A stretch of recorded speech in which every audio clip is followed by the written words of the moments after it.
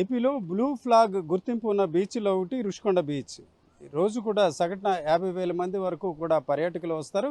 అట్లాగే ఇక్కడ ఉన్న విద్యా సంస్థల నుంచి కూడా చాలామంది వస్తారు. అయితే మీరు ఇంత పర్యాటకులు వచ్చినప్పుడు కూడా ఇక్కడ మీరు చూస్తున్న దుకాణాలు ఖాళీగా ఎందుకున్నాయి?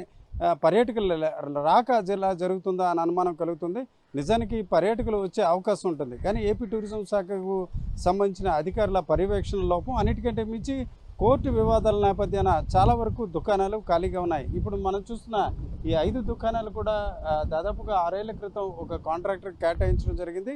అయితే ఇటు అద్దె చెల్లించకపోవడం, అలాగే దీన్ని వేరొకరికి కేటాయించకపోవడం వల్ల పర్యాటక శాఖ ఆదాయాన్ని కోల్పోతుంది. ఈ అంశాలపై ఏపీ టూరిజం శాఖతో పాటు జిల్లా స్థాయిలో కలెక్టర్ జోక్యం కల్పించుకుని దీనికి సంబంధించిన న్యాయపరమైన అంశాలు, చిక్కులు కూడా తొలగించినట్లయితే పర్యాటక శాఖకు ఆదాయం వచ్చే అవకాశం ఉంది.